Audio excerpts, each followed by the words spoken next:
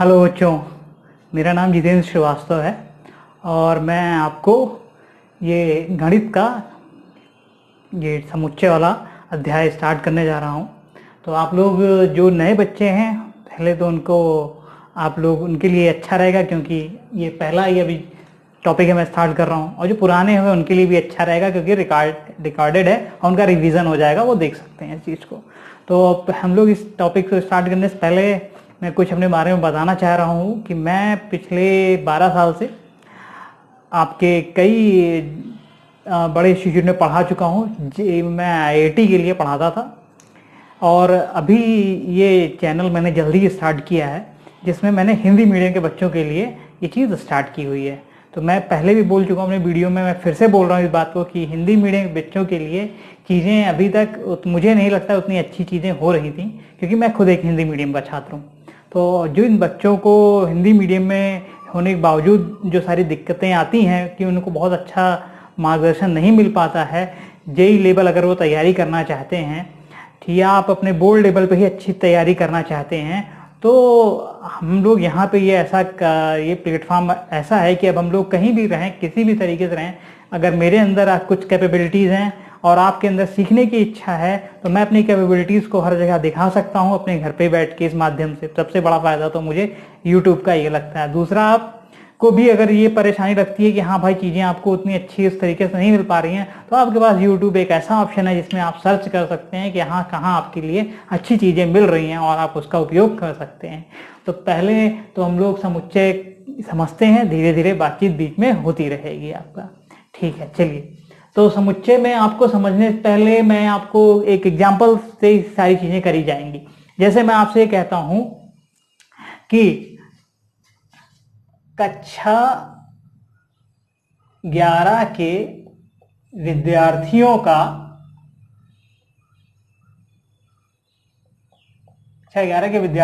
समूह। ठीक है, एक तो मैं ये लिखता हूं, दूसरा मैं लिखता हूं यहां पे एक वाक्य, कक्षा 11 के अच्छे विद्यार्थियों का समूह। दो चीजें मैंने लिखी हुई हैं, कक्षा 11 के विद्यार्थियों का समूह, कक्षा 11 के अच्छे विद्यार्थियों का समूह। तो यहीं से अब आप ये समझिए कि ये एक समूह है, संग्रह है। तो संग्रह तो कई तरीके से आप बना सकते हैं, किसी का भी कलेक्शन करके यहीं पे लिख सकते हैं। इसमें कुछ अच्छे बच्चे आपने लिखे हुए हैं का संग्रह बनाया हुआ है, इसमें कक्षा 11 के सारे विद्यार्थियों का संग्रह आपने समूह बनाया हुआ है। अब कोई भी संग्रह या समूह तब समुच्चय कहलाता है जब उसके अंदर आने वाली वस्तुएं सुपरिभाषित हो। ठीक है, आपने यहाँ पे कक्षा 11 के विद्यार्थी एक सुपरिभाषित है क्योंकि कक्षा 11 के जितने भी विद्यार्थी हैं उनको एक समूह में रखा जा सकता है। उसमें कोई दिक्कत, हर विद्यार्थी का एक लक्षण आपको मिलेगा, वहां पे गुण देखने को मिलेगा। आप उससे पूछेंगे आपके अंदर क्या क्वालिटी है, तो वो कहेगा हाँ भाई मैं कक्षा 11 में पढ़ता हूँ। सबके अंदर ये चीज देखने को मिलेगी अगर वो कक्षा 11 का विद्यार्थी है। तो यहाँ पे कक्षा 11 के विद्यार्थियों से अगर आपसे पूछा जाए कि क्या आप उस समूह में हैं, तो कोई विद्यार्थी आपसे कह सकता है कि नहीं, क्योंकि मुझे नहीं रखा गया, क्योंकि मैं पढ़ने में अच्छा नहीं हूँ लेकिन मेरी क्रिकेट बहुत अच्छी है। तो हो सकता है जो ये अच्छा शब्द आ रहा है ये बहुत कह सकते हैं कि ये भ्रम में स्थिति में कर रहा है लोगों को, क्योंकि कुछ लोग कहते हैं नहीं जो गणित में अच्छा है उसको हम अपने संग्रह में रखेंगे, कुछ कहते हैं जो भौतिक विज्ञान या फिजिक्स में अच्छे हैं उसको इस संग्रह में रखेंगे, और कुछ लोग कह रहे हैं नहीं भाई जो क्रिकेट में अच्छा है या बैट बॉल में अच्छा है, अरे उसमें वॉलीबॉल में अच्छा है उसको हम इस संग्रह में रखेंगे। तो ये चीज विरोधाभास है हमारे लिए अच्छा शब्द कि हम किस चीज को अच्छा कहना चाहते हैं, किसके संदर्भ में अच्छा कहना चाहते हैं। तो ये हमारे लिए ये समूह तो लोगों ने बनाया लेकिन ये समूह सुपरिभाषित नहीं है, तो इस समूह को हम लोग समुच्चय नहीं कहेंगे। तो वो समूह जिसमें वस्तुएं सुपरिभाषित और भिन्न होती हैं वो हर समूह क्या कहलाता है, समुच्चय कहलाता है। ये एक सिंपल सी डिफिनेशन है, समुच्चय की परिभाषा है। ठीक है ना, वो समूह जिसमें वस्तुएं सुपरिभाषित हैं और भिन्न हैं वो समूह क्या कहलाएगा, समुच्चय कहलाएगा। ठीक है, तो ये समुच्चय का वो हो गया। अब समुच्चय का यहाँ पे हम लोग देखते हैं कि भाई समुच्चय बहुत सारे संग्रह बन सकते हैं, बहुत सारे समुच्चय बन सकते हैं। तो ये देखना पड़ेगा कि समुच्चय को हम लोग, जैसे हमारे नाम होते हैं, कुछ नाम हम लोग अपने, इतने सारे आदमी हैं सबके कुछ ना कुछ नाम होते हैं, वो अपने उस नाम से भी पहचाना जाता है। ठीक है, तो यहाँ पे हम लोग समुच्चय का संकेतन, जिसको हम लोग समुच्चय का संकेतन, समुच्चय का संकेतन, ठीक है, इसको इंग्लिश में मैं लिखता हूं नोटेशन ऑफ सेट्स। अब समुच्चय का संकेतन जो हम लोग उपयोग करते हैं वो हम लोग अंग्रेजी का capital letter A B C इस तरीके से कुछ भी X जो भी लेटर लेना चाहें उससे एक समुच्चय को हम लोग उनका संकेतन कर सकते हैं। हाँ भाई ये कोई एक समुच्चय है, B कोई एक समुच्चय है, इस तरीके से हम लिख सकते हैं उसको।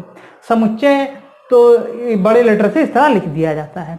फिर समुच्चय के आपको लिखने के लिए समुच्चय में कि समुच्चय को हम लोग किस तरह दिखाते हैं उसको हम लोग लिखते हैं कि समुच्चय का, ये तो ना संकेत हो गया कि हाँ ये समुच्चय दिखा रहा है, समुच्चय का निरूपण,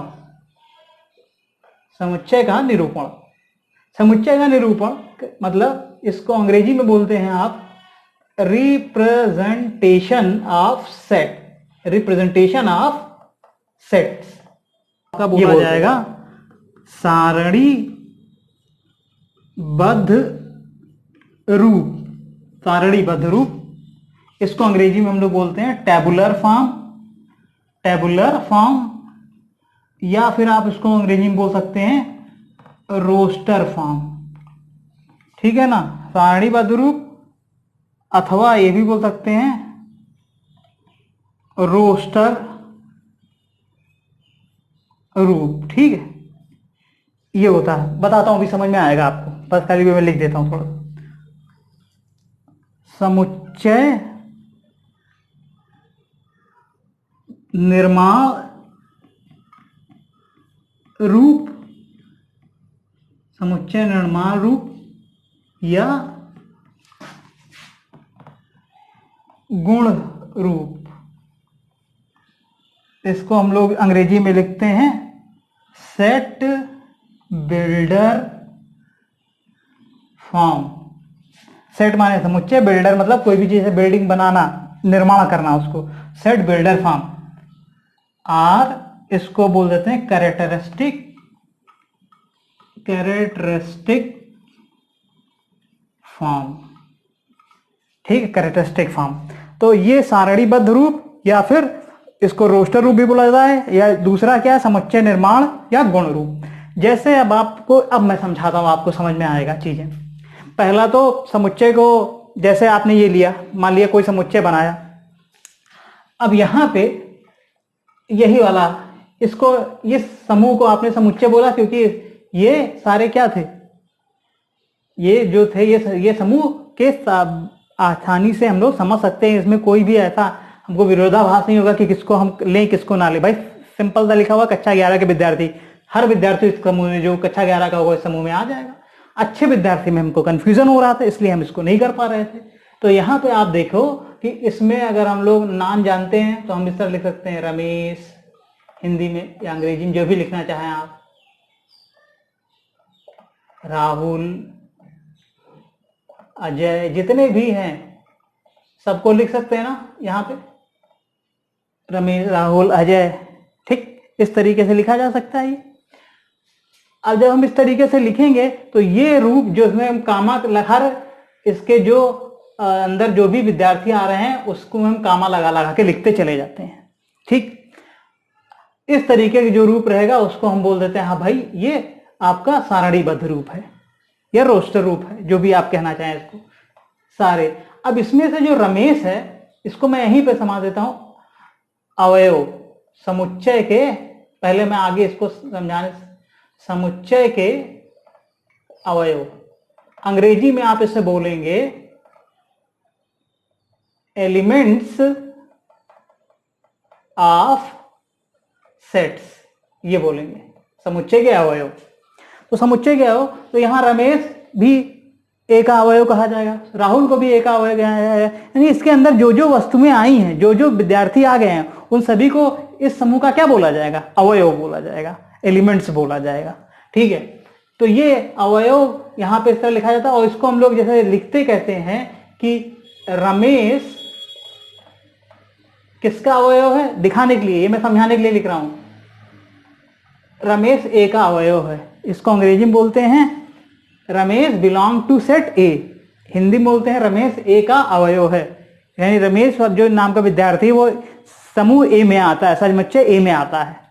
ठीक है, ये सब पढ़ने का नोटेशन है, गणितीय रूप है, धीरे धीरे समझ में आने लगेगा। इसका केवल इतना मतलब है, हाँ ये रमेश, इसको बोलते हैं, इस साइन को हम लोग बिलोंग टू, अंग्रेजी में बिलोंग टू, रमेश ए को बिलोंग करता है, रमेश बिलोंग टू ए, यानी रमेश ए का अवयव है।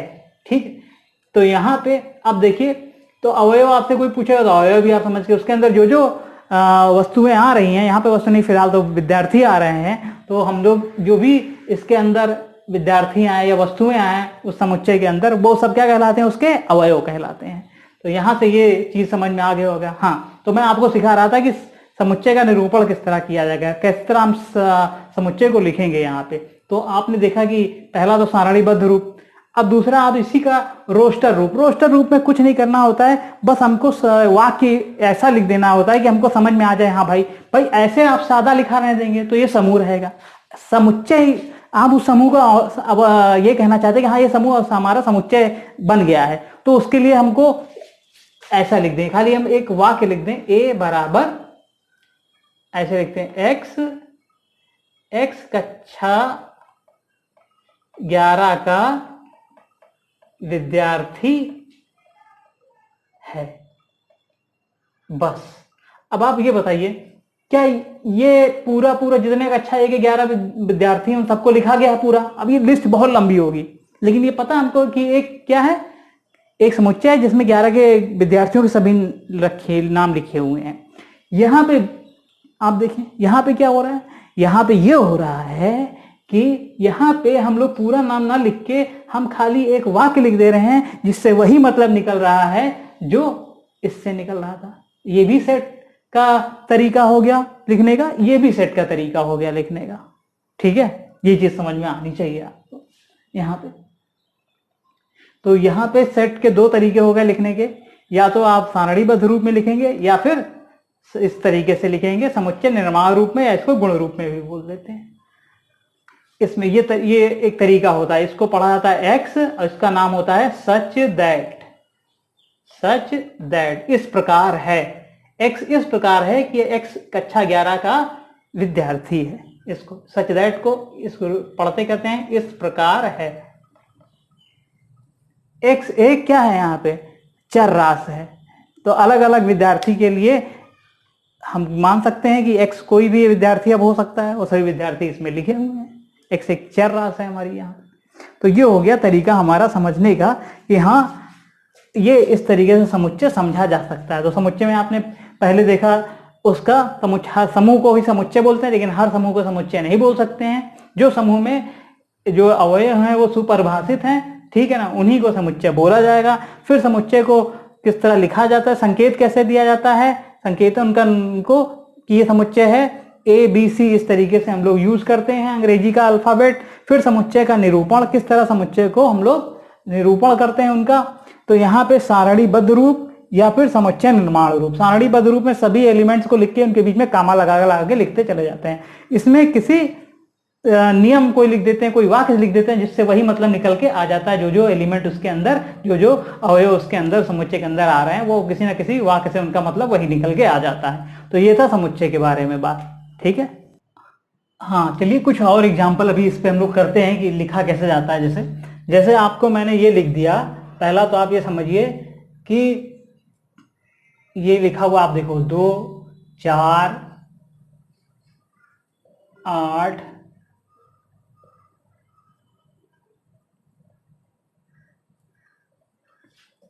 ये लिखा हुआ है। अब इसको हम लोग समुच्चय कह सकते हैं, हाँ बिल्कुल समुच्चय कह सकते हैं। क्यों कह सकते हैं? क्योंकि ये एक सुपरिभाषित है। ये 2 का क्या लिखा हुआ है, पहाड़ा, कहां तक, केवल 14 तक। तो इसमें हम लिख सकते हैं कि एक सेट है, इसमें हम लोग, अब देखिए जब समुच्चय लिखेंगे तो हम यहाँ पे करली ब्रैकेट लगाते हैं सारणीबद्ध रूप में। अब सारणीबद्ध रूप में ये सारे लिख देते हैं, खाली नहीं लिखा जाता। जब भी हम लोग सारणीबद्ध रूप लिखते हैं तो करली ब्रैकेट में, ठीक है ना, इस कोष्ठक में हम लोग उस अवयव को लिख के उनके बीच में क्या लगा देते हैं, कामा। तो ये 2 का पहाड़ा कहां तक लिखा हुआ है, 2 से शुरू हुआ है और 14 पे खत्म हो गया है। ये एक समुच्चय है, कोई दिक्कत नहीं है इसमें। अब इसी का हम लोग कौन सा समुच्चय निर्माण विधि या सेट बिल्डर फॉर्म जिसे बोलते हो आप, उसमें अगर लिखेंगे, अब उसमें तो हम पूरे एलिमेंट को लिखेंगे नहीं, हमें यहाँ पे तरीका बताते हैं। हम ये लिख देंगे x सच दैट कि x बराबर 2 के घाते n है, जहां n क्या है, n बराबर n 1 से लेके कहां तक जा रहा है,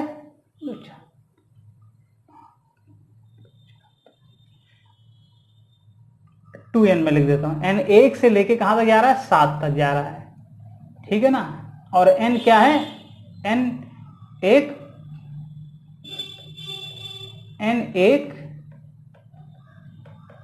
धन पूर्णांक है, धन पूर्णांक है। यहां पे देखिए n एक धन पूर्णांक है। x बराबर जब 2n हो जाएगा तो n का मान जब 1 लेंगे तो क्या आ जाएगा, 2। n का मान जब 2 लेंगे तो देखिए क्या आ जाएगा, 4।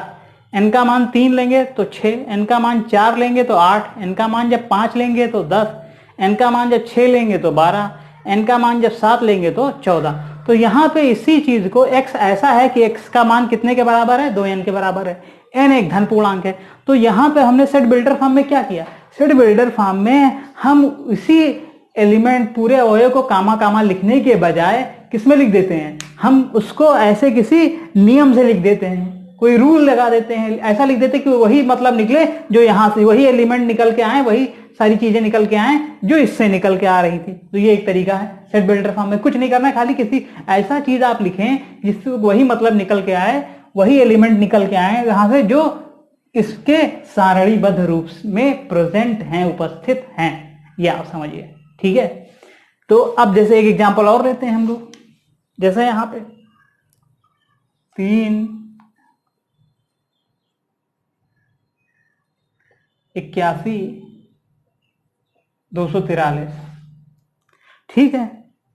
ये यहां पे देखिए, ये एक इतने सारे, इसके सारणीबद्ध रूप हो गया हमारा, 3 9 27 81, इतने सारे आपके अवयव हैं, उन सबका कल ये सारे अवयव को हमने एक साथ लिख दिया। अब इसका हमको सेट बिल्डर फॉर्म में लिखना है, तो सेट बिल्डर फॉर्म में कैसे लिखेंगे इसको, अब आप देखो यहाँ पे x सच दैट x बराबर एक इस प्रकार है कि x का मान 3 के घाते n है और n का मान 1 से लेके कहां तक है, देखिए n को 1 रखेंगे तो 3 आएगा, n को 2 रखेंगे तो 9 आएगा, n को 3 रखेंगे तो ये 27 आएगा, n को 4 रखेंगे तो 81 आएगा, n को 5 रखेंगे तो ये आ जाएगा। n का मान 1 से लेके 5 तक है, जहां n एक धन पूर्णांक है। ये हो गया, ये इसका कौन सा रूप हो गया, समुच्चय गुण रूप, या आप कहें कि समुच्चय निर्माण रूप, या फिर कैरेक्टरिस्टिक फॉर्म, जो भी बोलना चाहें, अंग्रेजी में हिंदी में उससे कोई मतलब नहीं है। दूसरा देखिए, 1/2 1/3 1/4 1/5 1/6, ये देखिए ये सारे अवयव अभिन्न भिन्न हैं। ये यहाँ पे एक समुच्चय बन रहा है, इसको हम लोग यहाँ पे फिर से लिख सकते हैं। क्या लिख सकते हैं यहाँ पे, कैसे, ये तो इसका सारणीबद्ध रूप हो गया, x सच दैट x बराबर 1/n और n का मान 1 से लेके 6 तक दिया हुआ है। n एक धन पूर्णांक है, धन पूर्णांक है। ये समझ में अब आगे हो गया, ये इसको हमने इस रूप में लिख दिया। इसका वही मतलब, जब n का मान आप रखोगे तो पहला वाला आएगा, n का मान 2 रखोगे दूसरा आएगा, n का मान 3 रखोगे तीसरा वाला आ जाएगा, n का मान 4 रखेंगे चौथा वाला आ जाएगा, n का मान 5 रखेंगे तो पांचवा वाला, n का मान 6 रखेंगे तो छठा वाला। बस हमको इससे ज्यादा जाना ही नहीं है, 6 से ज्यादा, 1 से लेके 6 तक जाएगा n, ये लिख दिया हमने यहाँ पे। तो ये उसका कौन सा फॉर्म हो गया, सारणीबद्ध रूप, और ये कौन सा रूप हो गया इसका, सेट बिल्डर फॉर्म। समुच्चय निर्माण रूप, जो भी कहना चाहे। तो इस तरीके से हम लोग ये लिखते रहते हैं कि किस तरीके से हम समुच्चय को लिख सकते हैं, दो रूपों में से किसी एक रूप में। ज्यादातर रूप जो आपका लिखा जाएगा वो ये वाला रूप लिखा जाएगा, ये वाला, क्योंकि इसमें एलिमेंट कम रहते हैं तब तो ठीक रहता है। जब एलिमेंट बहुत ज्यादा हो जाते हैं तब ये रूप ही अच्छा रहता है लिखना, क्योंकि इतने ज्यादा एलिमेंट को हम लिख नहीं पाया करेंगे इस तरीके से। ठीक है, तो ये था आपका समुच्चय का पूरा निरूपण कि किस तरीके से किया जाता है। हाँ, चलिए अब इसके आगे क्या पढ़ा जाए, इसको पहले मिटाऊं मैं। इसमें हम लोग पढ़ते हैं पहले संख्याओं के कुछ महत्वपूर्ण समुच्चय। अब इसमें आपको ये समझिए कि सबसे पहले क्या होता था, जैसे हम गिनने के लिए जैसे हम एक जगह से दूसरी जगह किसी चीज को भेजते थे। एग्जाम्पल ये है गांव में कि अगर कोई अपने घर से, जैसे घर से कैटल्स, जानवर को दूसरी जगह भेज रहा है, तो गांव से बाहर जब कैटल्स जाती थी, कितने जानवर बाहर गए हुए हैं, तो हम लोग पत्थर का उपयोग करते थे। पत्थर का उपयोग किस प्रकार करते थे कि हम लोग ढेर सारे पत्थर इकट्ठा करके रख लेते थे। यहाँ पे जब ढेर सारे पत्थर इकट्ठा हो जाते थे, उसके बाद क्या करते थे कि इधर एक गाय निकली, दूसरी गाय निकली, जितनी गाय इधर इधर एक गांव से जंगल की तरफ जाती थी, उतने ही पत्थर हम लोग इकट्ठा करते चले जाते थे यहाँ पे। ठीक, अब शाम को जब वापस आती थी तो फिर से हम लोग मिलाते थे। पहली गाय अंदर आई गांव के अंदर, अब यहाँ पे देखिए 3 और 4 7 है मान लीजिए। यहाँ इस समय गिनती नहीं जानते, उस समय गिनती नहीं जानी जाती थी, पहले तो गिनती थी ही नहीं ना, तो गिनती का उपयोग तो इसी से, यहाँ से तो शुरुआत हुई गिनती की, कैसे हम लोग गिनती है उत्पन्न होकर हुई गई। तो यहाँ पे देखें कि इधर आई, जितने आए, अब यहाँ पे क्या हो गया, केवल इतने पत्थर इकट्ठे हो पाए। यहाँ पे उनको लग गया कि हाँ ये पत्थर कुछ इससे क्या लग रहे हैं, थोड़े से कम लग रहे हैं, तो उनको अनुमान होने लगा कि हाँ अब हमको इतनी गाय हमारे पास कम आई हैं, कितने पत्थर यहाँ शेष रह गए। जितने पत्थर यहाँ शेष रह जाते थे, यहाँ पे अभी 4 3 7 है, यहाँ पे 3 2 5 है, मतलब इस तरीके से वो अनुमान लगा रहे थे कि इतनी गायों की हमारे यहाँ, इतनी जानवर की हमारे पास क्या हो गई है, कमी हो गई है। तो इसी चीज को दिखाने के लिए धीरे धीरे चीजों का उपयोग होना शुरू हो गया, गिनतियां बननी शुरू हुई। तो पहला जो हम लोग जानते हैं प्राकृतिक संख्या, प्राकृतिक संख्या, इस संख्या का जो समुच्चय होता है उसको हम लोग किस सिंबल से, किस अल्फाबेट से यूज करते हैं, एन से। और इसके अंदर ये सारी 1 2 3 4 इस तरीके से आ जाता है। तो प्राकृतिक संख्याओं के समुच्चय को हम लोग एन से यूज करते हैं। अब धीरे धीरे आगे किसकी जरूरत पड़ी, धीरे धीरे ये तो खैर मतलब ये अनंत तक गया हुआ है, बहुत लंबा है। तो अब यहाँ पे आगे हमको जरूरत पड़ी किसकी, शून्य की, क्योंकि जब मान लीजिए सारी गाय आ गई इधर, तब वहां पे हम कुछ दिखाने के लिए रहते नहीं था कि अब कितनी बची हमारे पास। तो इस तरीके बहुत सारा सोचा गया। तो भारत में अब शून्य का आविष्कार हुआ था। तो यहाँ पे पूर्ण संख्याएं, पूर्ण संख्याओं का जो समुच्चय होता है W, उसमें केवल क्या आ गया, प्राकृतिक संख्याओं के साथ 0 यहाँ पे और जुड़ गया, 0 1 2 3 इस तरीके से। ये प्राकृतिक संख्याएं हो गई, ये पूर्ण संख्या हो गई। तो पूर्ण संख्या के समुच्चय को W से, प्राकृतिक संख्या के समुच्चय को N से। ठीक है, अब उसके बाद फिर से थोड़ी बहुत गणित भी लोगों ने सीखनी शुरू कर दी। जब गणित सीखना शुरू कर दिया तो यहाँ पे क्या होने लगा कि जैसे यहाँ पे आप ये देखें कि इस तरीके का समीकरण पहले लोगों आता था लोगों को कि बताइए x का किस मान के लिए हल होगा ये समीकरण। तो आप झट से यहाँ कहते थे प्राकृतिक संख्या जब तक हमको मालूम था तब तक हम इस तरीके के समीकरण सॉल्व कर लेते थे। ठीक, अब क्या हो गया, उसके बाद फिर अगर आपसे पूछा जाता था कि अगर ये इस तरीके की कुछ चीजें शुरू हुई, x + 1 = 0, अब कौन सा संख्याएं, तो केवल यही मालूम थी हमको। अब इस समीकरण को संतुष्ट कौन सा संख्या करेगा, ये पता ही नहीं चल रहा था। जब ये पता नहीं चल रहा था तब फिर से हमको जरूरत जान पड़ी कि हाँ भाई हमें कुछ अभी की और भी गणित में खोजना है। तब हमारा यहाँ पे जो धन पूर्णांक नंबर, धन पूर्णांक संख्या, ठीक है ना, और ऋणात्मक संख्या, इस तरीके से इनका खोज शुरू हो गया। तो यहाँ पे आप जानते हैं x बराबर -1 इसको संतुष्ट करेगा। तो यहाँ पे धन पूर्ण संख्या है और यहाँ पे मैं इसको थोड़ा सा साफ कर देता हूँ पहले। हाँ, तो अब आप देखें कि यहाँ पे क्या हो रहा है आपके पास कि आपको तो ये पता था कि x + 1 इसका आपको हल निकालना था, आपने निकाला x बराबर -1। तो इस तरीके से यहाँ पे धनात्मक पूर्णांक संख्या और ऋणात्मक पूर्णांक संख्या, दो तरीके के संख्याओं का इसी के इसमें आप जानते हैं क्या क्या आ जाएगा। एक, इसको हम लोग इस तरह लिखते हैं z+ से 1 2 3, बहुत लंबा लिस्ट है ये, और ये z- से लिखा जाता है 1 -1 -2 -3। ठीक है, अब यहां पे एक चीज आपको समझनी है महत्वपूर्ण। वो क्या समझनी है? देखिए, 0 ना तो यहां आया, 0 यहां तो यहां आया। 0 ना तो ऋणात्मक पूर्णांक संख्या है, 0 ना तो धनात्मक पूर्णांक संख्या है, ये समझना है। तो जब 0 किसी भी 0 का एक अपना किसी भी पूर्णांक संख्या है, लेकिन ये किसी भी उसमें नहीं आ सकती है, ना ऋणात्मक में ना धनात्मक में। इसका ये एक अपना अलग कैटेगरी रखा हुआ है 0। ठीक है, 0 बहुत बड़ा मतलब महत्वपूर्ण नंबर भी है, क्योंकि इस युग में कंप्यूटर का अगर क्षेत्र देखा जाए कंप्यूटर साइंस में, तो बिना 0 ना होता तो कंप्यूटर वगैरह कुछ ना हो पाता। जो आज हम लोग देख रहे हैं सब कुछ, 0 का बहुत ज़्यादा योगदान है अपना। ठीक है, तो ये चीज़ें हो गई। ये यहाँ से जैसी जैसी गणित बढ़ती गई वैसे वैसे आपको उपयोग में लाने के लिए चीज़ें करनी पड़ी। हाँ, क्या किया जाए, और अपने आप ही संख्याएं डेवलप होना शुरू हो गई।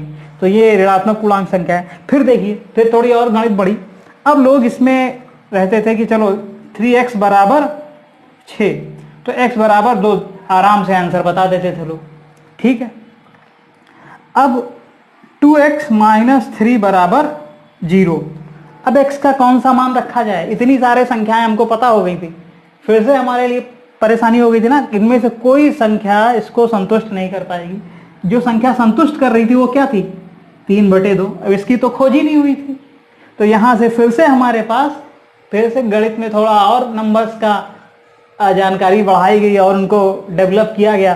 तो यहां से आ जाता था परिमेय संख्या।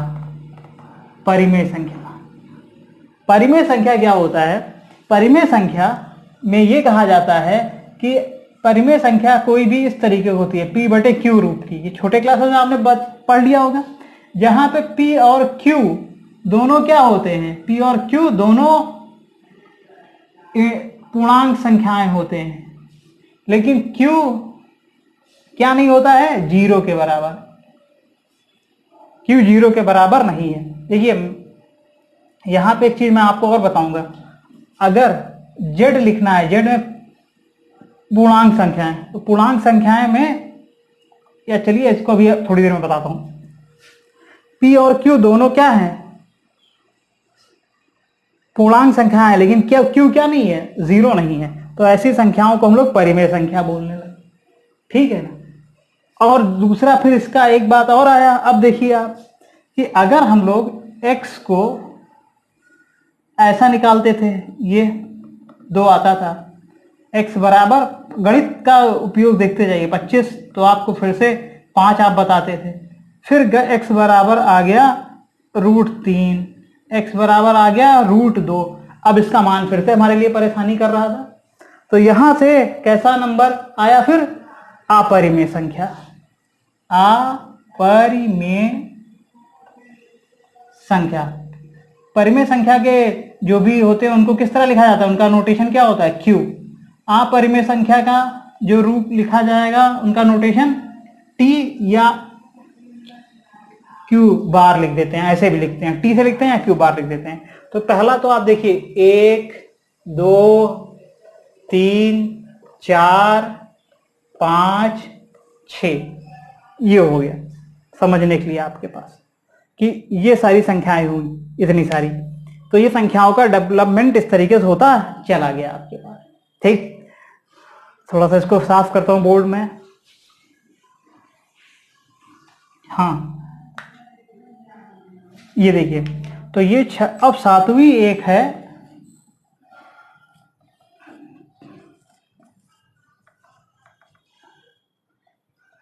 सम्मिश्र संख्या।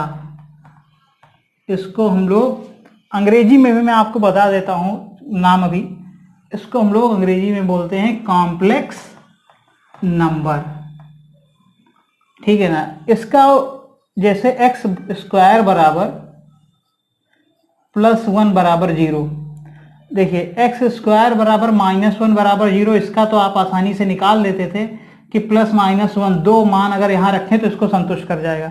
इसका मान फिर से हमारे लिए क्या करने लगा, परेशानी करने लगा। क्या परेशानी? अब कौन सा मान रखोगे कि ये संतुष्ट कर जाए इसको? कोई मान आप नहीं रख पाएंगे जो इसको संतुष्ट कर पाए। तो इस तरीके के समीकरण का हल निकालने के लिए फिर से नया नंबर आया सम्मिश्र संख्या। तो ये आगे मैं पढ़ाऊंगा, ये भी आपके डिटेल में पढ़ाया जाएगा, आपके कोर्स में है, सिलेबस में है। तो अभी बस खाली आप जान लीजिए कि +-i होता है इस प्रकार से कि i² बराबर -1 और ये इसको संतुष्ट कर जाएगा।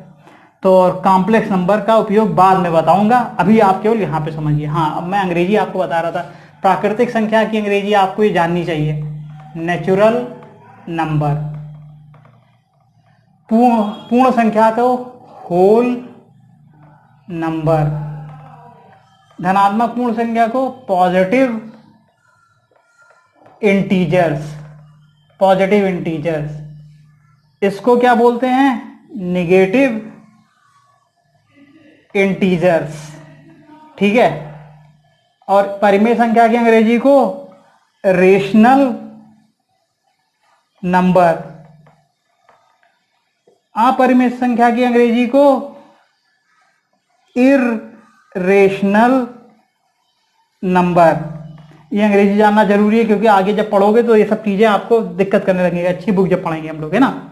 कॉम्प्लेक्स नंबर बता दिया, सम्मिश्र संख्या का हमने। तो अब जैसे जैसे इसका उपयोग होना शुरू हुआ वैसे वैसे हम लोग संख्याओं को बढ़ाते चले गए और इस तरह खोज होती चलेगी, गणित बढ़ती चली गई। संख्याएं ना होती तो गणित बढ़ ही नहीं सकती थी। संख्याओं का मेन योगदान ही होता है गणित को बढ़ाने में, उन्हीं पे सारी चीजें आधारित होती हैं हमारी। तो ये हो गया आपका किस तरीके से हम लोग बाकी समुच्चय को लिखते हैं। कुछ ये हमारे महत्वपूर्ण संख्याएं थी, उनके लिए जो समुच्चय या जो हम लोग सिंबल यूज करते हैं वो लिख दिया मैंने यहाँ पे आपको।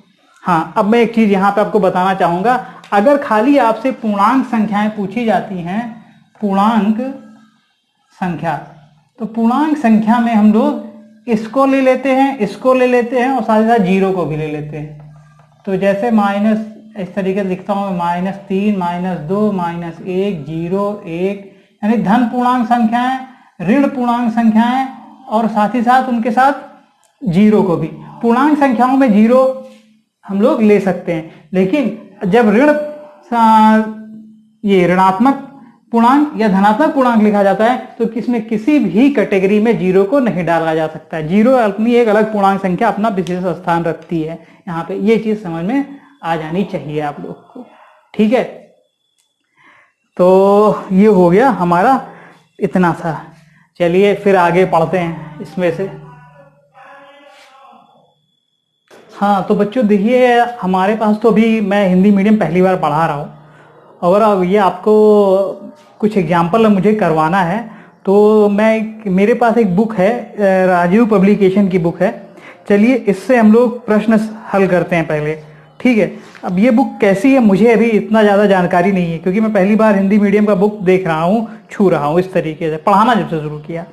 तो यहाँ पे आप देखिए, पहला टॉपिक है समुच्चय। इसका जो प्रश्न मैं करवाने जा रहा हूँ वो है अभ्यास 1.1, ठीक है ना। अभ्यास 1.1 का राजीव पब्लिकेशन की बुक है। ये बुक आप देख सकते हैं। मुझे नहीं पता कि बुक आपको मैं रेफर अभी नहीं कर रहा हूँ, बस मैं खुद ही देख रहा हूँ कि कैसा बुक है। मुझे मार्केट में मिला, मैं लेके आया था, क्या देखा जाएगा कि क्या है, कैसा है इसमें। तो कुछ दिन बाद बताता हूँ कि इसमें क्या क्वालिटी है, कैसी क्वालिटी है। मैं इसको फिलहाल आज आपके लिए हल करता हूँ। तो पहला प्रश्न इसमें से मैं लेता हूँ 1.1 का। इलाहाबाद शब्द के आए हुए समुच्चय लिखिए, ठीक है। अब ये पहला प्रश्न है। प्रश्न यहाँ पे आपके देखिए अभी ये स्क्रीन पे लग भी जाएगा, जिसको नहीं आ रहा है मैं फोटो लगा दूंगा, यहाँ पे देख लेगा वो। बाकी लोग देखें कि एलहा ALLAHABAD इलाहाबाद शब्द आए हुए समुच्चय लिखिए। पहला स्वरों का समुच्चय लिखना है, तो समुच्चय लिखना है तो इसको दो तरीके से लिख सकते हैं, या तो आप रोस्टर फॉर्म में लिखें या फिर सेट बिल्डर फॉर्म में लिखें, तो या सारणी वाले फॉर्म में लिखें, है ना, सारणीबद्ध फॉर्म में, या समुच्चय निर्माण रूप में। तो सारणी रूप में मैं लिख रहा हूं यहाँ पे। मान लेता हूं कि ये एक्स समुच्चय का नाम है स्वरों का। स्वर क्या होता है? AIOU। तो A इलाहाबाद स्वर का समुच्चय केवल ये लिखा जाएगा। कितने आए हैं? 4 बार। ये भी सही है, या आप केवल यही लिख सकते हैं, ध्यान से समझिए, ये भी सही है। अगर बार बार वही अवयव आता है, वही एलिमेंट आता है, तो उसको आप एक ही बार लिखिए, और गणना भी की जाएगी तो एक ही बार उसकी गणना की जाएगी, ठीक है ना। यहाँ ये भी सही है, ये भी सही है, कोई दिक्कत नहीं है इसमें। तो स्वर का समुच्चय पूछा था, स्वर AIOU होते हैं। दूसरा व्यंजन का समुच्चय पूछा है, उसको मैं Y से लिख देता हूं। व्यंजन का समुच्चय कौन कौन बचा? LLHB और D। अब इसमें फिर से L 2 बार है, आप चाहें तो इसको Y को इस तरह लिख सकते हैं, LHBD। ये भी सही है और ये भी सही है, कोई दिक्कत नहीं है। तो यहाँ पे गणना जब होगी तो एक ही बार L आए गिना जाएगा, बस आपको ये समझ लीजिए, क्योंकि समुच्चय में भिन्न वस्तुएं होनी बहुत जरूरी हैं, ठीक है ना। एक ही नाम की जो चीजों का कोई मतलब ही नहीं है। तो ये चीजें हो गई यहाँ पे। तो ये स्वर का समुच्चय आ गया, ये व्यंजन का समुच्चय आ गया। ये पहला प्रश्न हो गया। दूसरा प्रश्न अब आप देखें स्क्रीन पे, यहाँ पे करोड़पति खेल रहे हैं। दूसरा प्रश्न स्क्रीन के सामने है आपके, ये लिखा है निम्नलिखित समुच्चय को रोस्टर रूप में लिखिए। निम्नलिखित समुच्चय को रोस्टर रूप में लिखना है। रोस्टर रूप में यानी यहाँ सेट बिल्डर फॉर्म में दिया है समुच्चय निर्माण विधि में। पहला है A बराबर X इस प्रकार है कि X एक धन पूर्णांक है और x क्यूब 7 से छोटा है। पहला ये आप समझिए, पहले आप x एक धन पूर्णांक है और x क्यूब का मान 7 से छोटा है, x की घात 3 का मान 7 से छोटा है। तो कौन कौन से धन पूर्णांक होंगे? धन पूर्णांक आपको समझ में आना चाहिए। धन पूर्णांक हम लोग जानते हैं पहले से ही, कौन कौन से होते हैं, 1 2 3, इस तरह बहुत सारे आ जाते हैं। अब देखिए वो धन पूर्णांक लेना है जिसका 3 घात करने पे 7 से छोटा है। तो 1 का 3 घात करेंगे तो क्या आएगा?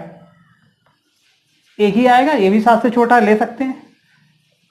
2 का 3 घात कर देंगे तो 8 आ जाएगा, ये 7 से छोटा नहीं है, तो केवल इसमें एक ही एलिमेंट आएगा, a बराबर 1, ठीक है यहाँ पे। अब आगे देखिए, दूसरा है इसी का दूसरा पार्ट। ये दूसरा प्रश्न हम लोग लगा रहे हैं, दूसरे का ये पहला पार्ट था, ये दूसरे का दूसरा पार्ट। दूसरे का दूसरा पार्ट क्या दिया हुआ है? B x such that x संख्या 6 से कम है, एक प्राकृतिक संख्या है। एक्स संख्या 6 से कम है, 6 से कम है यहाँ पे, ठीक है। तो और ये प्राकृतिक संख्या है, तो कौन सी प्राकृतिक संख्या होगी जहां पे 6 से कम हो जाएंगी? x एक प्राकृतिक संख्या है जिसका मान 6 से कम है। 1 2 3 4 और 5, ये हो गया। यानी इतने सारे, ये पूरा जो सेट बन के आया, ये इसका कौन सा रूप था? Set builder form. ये उसका कौन सा रूप है? सारणीबद्ध रूप। ये दोनों समान चीजें हैं, बस लिखने में इसका अंतर है। इसको वाक्य में लिख दिया गया जिससे वही मतलब निकल रहा है, इसको पूरा उठा के वही अवयव लिख दिए गए जिससे वही सेट बन रहा है, वही समुच्चय बन रहा है। तो ये था आपका 2 प्रश्न, ठीक। और भी इसमें कर लेते हैं, इसको यहाँ पे मैं करता हूं, थोड़ा सा इसको साफ कर दे पहले। तो तीसरा प्रश्न देखिए, तीसरा प्रश्न है आपका समुच्चय निर्माण रूप में व्यक्त कीजिए। इसको समुच्चय निर्माण रूप में व्यक्त करना। ये मैं ले रहा हूं 3, 6, 9, 12। अब ये तो बहुत सरल है। 3, 3 दूनी 6, 3 त्रिक 9, 3 चौक 12, 3 का पहाड़ा लिखा हुआ है, 3 का टेबल लिखा हुआ है। तो ए बराबर आप लिख सकते हैं x सच दैट x बराबर 3n, जहां n एक प्राकृतिक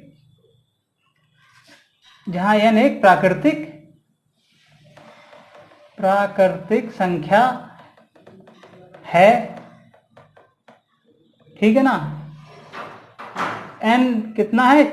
5 से छोटा, यानी n का मान केवल कहां तक लिया जाए? 5 तक लिया है, 5 से कम लिया जाए। 1 ले लेंगे तो देखिए 3 आ जाएगा, 2 ले लेंगे तो देखिए 6 आ जाएगा, 3 ले लेंगे तो 9 आ जाएगा, 4 ले लेंगे तो 12 आ जाएगा। ठीक, ये आप लिख सकते हैं। ठीक है ना। या दूसरी तरीके से आप इसको ही लिख सकते हैं। देखिए x 3 का गुणक है,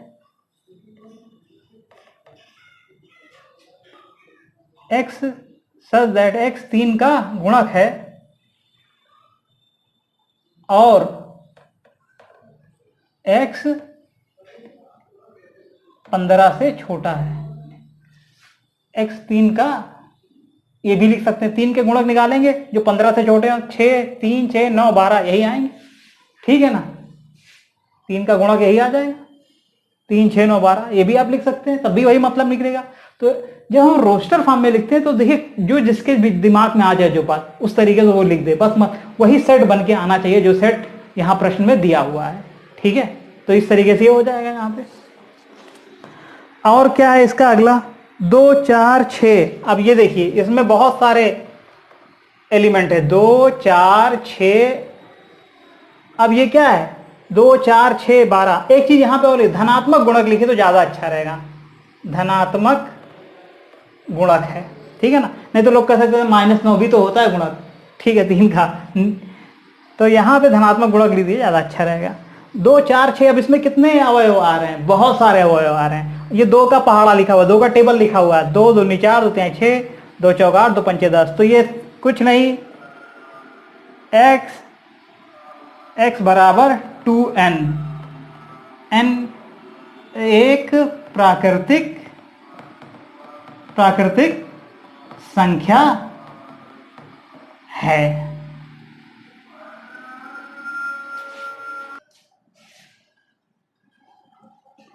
हाँ, तो ये देखिए निकल के आ गया। तो कहने का मतलब ये है कि जो हमारे रोस्टर फॉर्म में लिखे जाते हैं उसको हम अपने नॉलेज के हिसाब से, ज्ञान के हिसाब से किसी भी तरीके से लिख दें, बस वही सेट बन के आना चाहिए जो दिया होना चाहिए। अब यहाँ पे x बराबर 2n है, n का अलग अलग मान आप रखते जाइए। n को एक प्राकृतिक संख्या बोला है, जब 1 रखेंगे तो 2 आएगा, n को जब 2 रखेंगे तो 4 आ जाएगा, 3 रखेंगे तो 6 आ जाएगा। इस तरह x बराबर यही पूरा बन जाएगा, सारे अवयव नहीं बन जाएंगे। इस तरीके से ये प्रश्न हो जाएगा यहाँ पे।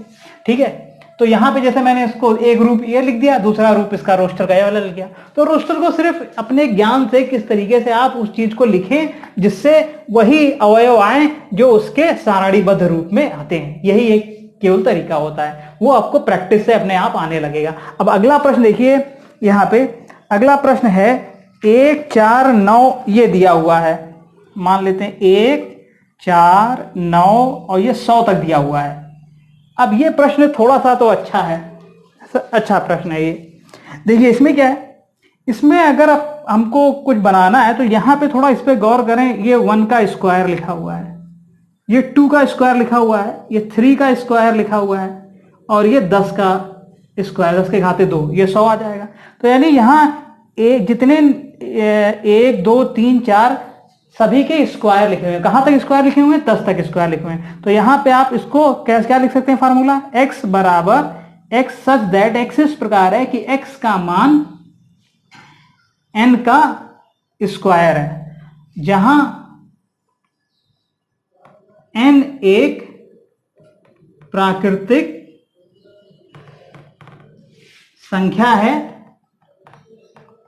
जो कि 11 से छोटी है।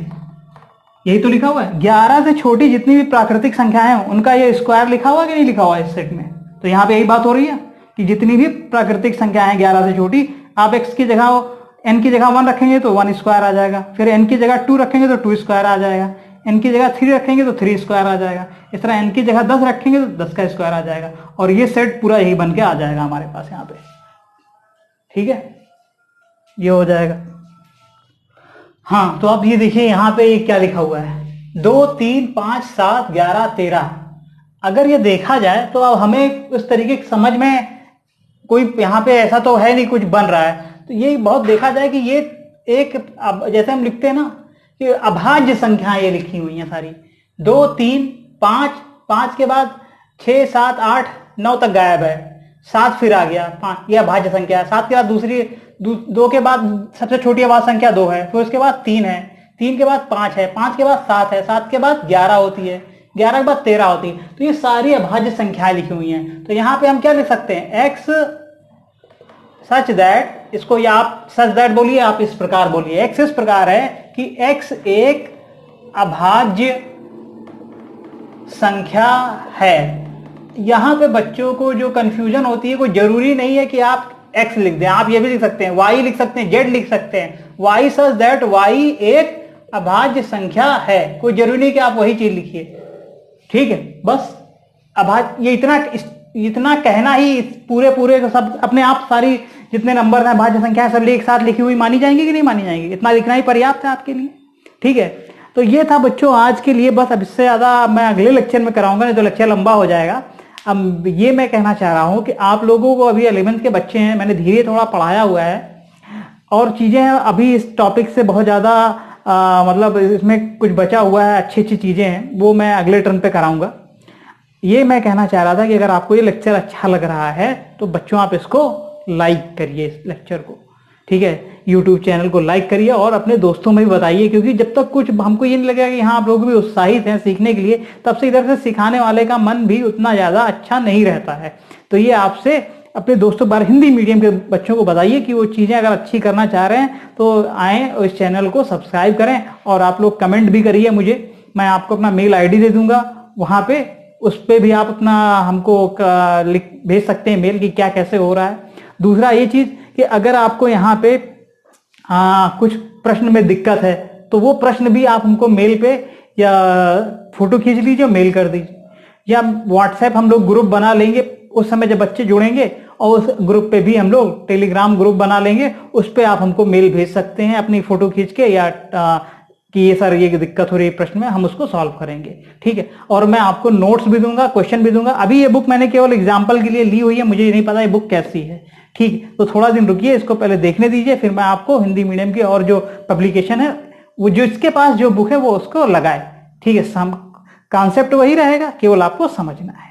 तो चलिए लेक्चर अब खत्म करते हैं, फिर जल्दी ही हम लोग बहुत जल्दी आप लोग वीडियो में अपलोड करूंगा आपको। धन्यवाद बच्चों।